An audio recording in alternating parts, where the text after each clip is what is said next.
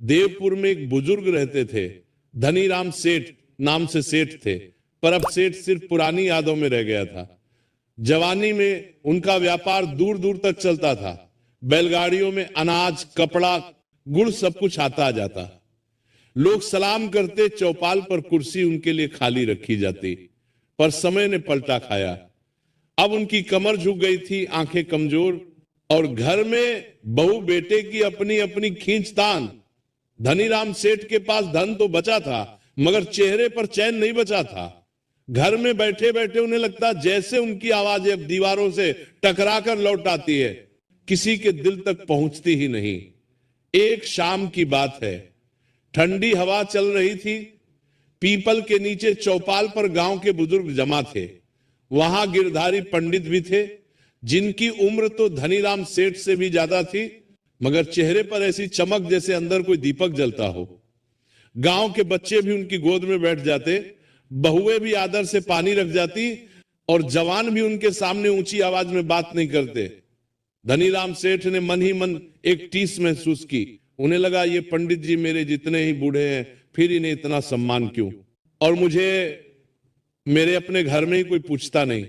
धनीराम सेठ ने उसी वक्त पंडित जी से कहा, पंडित जी एक बात बताइए, बुढ़ापे में आदमी को सुख और सम्मान दोनों कैसे मिलता है? मैं तो सब कुछ कमाकर भी खाली रह गया। गिरधारी पंडित ने धनीराम की ओर देखा। उनकी आंखों में तंज नहीं था, बस अनुभव था। उन्होंने धीरे से कहा, सेठ जी, सुख और सम्मान बुढ़ापे में नहीं कमाया जाता, वो तो जवानी में बोया जाता है। बुढ़ापा सिर्फ फसल काटने का समय है। धनीराम सेठ ने बेचैनी में पूछा, तो फिर बोना क्या चाहिए था? पंडित जी ने पीपल की जड़ की ओर इशारा किया। देखिए, इस पेड़ को, इसकी जड़ें जितनी मजबूत, पेड़ उतना स्थिर। इंसान की भी 3 जड़ें होती हैं। जो ये 3 चीजें अपने पास रख ले, बुढ़ापे में उसे कोई हिला नहीं सकता, ना घर, ना दुनिया, ना समय। धनीराम सेठ जैसे चौकन्ने हो गए। कौन सी 3 चीजें? पंडित जी ने उंगलियां गिननी शुरू की, धीरे, बिल्कुल वैसे जैसे कहानी खोली जाती है। पहली, अच्छा नाम। दूसरी, अपना हुनर। तीसरी, अपना सच्चा साथी।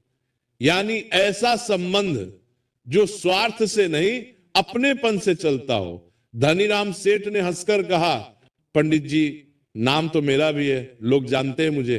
पंडित जी ने सिर हिलाया। लोग जानना और लोग मानना 2 अलग बातें हैं सेठ जी।